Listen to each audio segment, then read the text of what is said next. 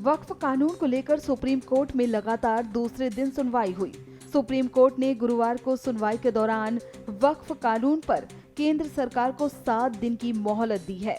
केंद्र को 1 हफ्ते के अंदर इस पर जवाब देने को कहा गया है। केंद्र का जवाब आने तक वक्फ संपत्ति की स्थिति नहीं बदलेगी, यानी कि सरकार के जवाब तक कानून पर यथास्थिति बनी रहेगी। आपने कोर्ट का, सुप्रीम कोर्ट के honourable chief justice of India के साथ जो बेंच का ऑर्डर आपने सुन लिया, हमारे काउंसिल निजाम पाशा ने वो काउंसिल है, किसी पेटिशनर की तरफ से काउंसिल है, मेरे ही फ्रेम है वो। आइंदा फिर जब पेशी होगी हम लोग कोशिश करेंगे, तो यही बात है। और कुछ आज मूवमेंट क्यों कर रहे हैं? नहीं, अभी जो सुप्रीम कोर्ट ने तो कह दिया है कि वक्फ बाय यूजर पे सुप्रीम कोर्ट ने 1 माह में स्टे लगाया है और वक्फ बाय यूजर के डिलीशन पर स्टे लगाया है और साथ ही साथ कोई सेंट्रल वक्फ काउंसिल के बनाने पर स्टे लगाया गया है, स्टेट वक्फ बोर्ड के बनाने पर स्टे लगाया गया है। पूरे सर, आज के फैसले से आप मुतमईन हैं सर, क्योंकि कल सुप्रीम कोर्ट 3 डायरेक्शन देने वाला था, लेकिन आप सेटिस्फाई है? आज का जो फैसला उससे आप सेटिस्फाई हैं सर? कितना आश्वस्त? देखिए, मैं joint working committee of parliament का मेंबर था। जितने अमेंडमेंट सरकार ने उसमें लाए थे, हमने उसकी मुखालिफत की और हमने डाइसेंट रिपोर्ट दिया।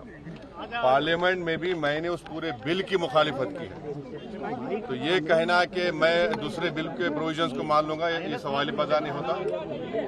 हम पूरे उस बिल को उस एक्ट को अनकॉन्स्टिट्यूशनल मानते हैं और ये आर्टिकल 25, आर्टिकल 26, 14 और 15 और 29 का ग्रेव वायलेशन है। ये हम पहले से ही बोल किया है और आज फिर आपके सामने रिपीट कर रहा हूँ। देखिए, सवाल देखिए, आपको पूरे उस कानून को समझने की जरूरत है।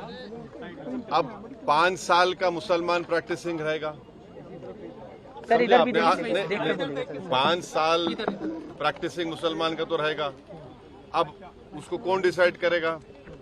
अब कोई महिला है, उसको कौन डिसाइड करेगा? तो ऐसे कई उसमें जो अमेंडमेंट्स के जरिए लॉ बनाया गया है, हम उसके आज भी मुखालिफत कर रहे हैं और कल भी अपोज करते रहेंगे। और लीगली हम सुप्रीम कोर्ट ने चैलेंज किए, हम उसको उन तमाम चीजों को violation of the fundamental rights मानते हैं। Thank you. आज माननीय सर्वोच्च न्यायालय ने आज अंतरिम आदेश पर दोनों पक्ष को सुना और सुनने के बाद जो उन्होंने 2 तरह का अंतरिम आदेश अगले तारीख यानी कि 5 मई तक के लिए दिया है। उनका जो पहला जो है अंतरिम आदेश कि वक्फ काउंसिल या वक्फ बोर्ड में कोई भी अपॉइंटमेंट, बल्कि उन्होंने स्टे नहीं किया है। जो भारत सरकार के सॉलिसिटर जनरल है, उन्होंने अपना स्टेटमेंट दिया है कि अगली तारीख तक न तो काउंसिल में न वक्फ बोर्ड में कोई अपॉइंटमेंट जो संशोधित कानून है उसके अनुसार किया जाएगा। दूसरा बात उन्होंने जो माननीय अदालत ने कहा कि जो वक्फ बाय यूजर है, जो रजिस्टर्ड हैं और गैजेटेड हैं, उसको गवर्नमेंट डी नोटिफाई नहीं करेगी टिल द नेक्स्ट डेट। तो बड़ी इंपॉर्टेंट बात है कि जो रजिस्टर्ड एंड गैजेटेड हैं वही सिर्फ डी नोटिफाई नहीं होंगे, उसके अलावा संशोधन के हिसाब से सरकार कार्रवाई करने को स्वतंत्र है और जो संशोधित कानून है उस पर किसी भी तरह का अंतरिम आदेश नहीं है। और अगली तारीख तक भारत सरकार को अपना जवाब और उनको जो भी डॉक्यूमेंट्स देने हैं वो देने होंगे और उसके बाद उनको रिज्वाइंडर का जो पिटिशनर्स है उनको मौका दिया गया है। साथ ही साथ जो स्टेट गवर्नमेंट्स हैं वो भी अपना रिस्पॉन्स देंगे और ये कहा गया है कि अगली तारीख पर सुनवाई इस पूरे मामले की जारी होगी।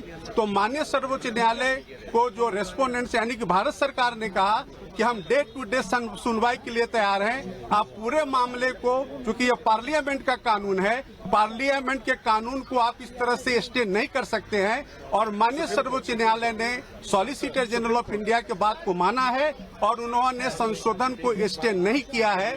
सिर्फ उन्होंने उनके 2 पॉइंट पे सॉलिसिटर जनरल के बात को रिकॉर्ड पे लेकर के और अगली तारीख 5 मई मुकर्रर कर दिया है और 5 मई से इस मामले की सुनवाई शुरू हो जाएगी। सर, यथास्थिति की बात कही गई, यथास्थिति को कैसे लिया जाए? नहीं, यथास्थिति मैंने आपको बताया कि 2 मुद्दों पर कि जो काउंसिल में और बोर्ड में अपॉइंटमेंट का जो मामला है वो अगली तारीख तक जो स्टेटमेंट सॉलिसिटर जनरल ने दिया है कि कोई अपॉइंटमेंट नहीं होगा और दूसरा जो है वक्फ व यूजर, तो माननीय सर्वोच्च न्यायालय ने अपने आदेश में लिखा है कि जो रजिस्टर्ड हैं और गेजेटेड हैं उसको गवर्नमेंट डी नोटिफाई नहीं करेगी अगले आदेश तक। सर आप कौन से क्लियर है सर, वक्फ बाई यूजर को डिनोटिफाई नहीं करेगी ना, मतलब नहीं वक्फ बाई नहीं, सिर्फ वही जो रजिस्टर्ड एंड गेजेटेड हैं। सर ये कोर्ट ने बोला है। हाँ बिल्कुल, ये ऑर्डर शीट में है। जो रजिस्टर्ड नहीं है, जो गेजेटेड नहीं है, उसको सरकार संशोधन कानून के हिसाब से डी नोटिफाई कर सकती है। सर आप किसके लिए अपियर हुए थे? मैं हिंदू सेना और हिंदू महासभा, दो हमारे एप्लीकेंट्स हैं, उनकी तरफ से मैं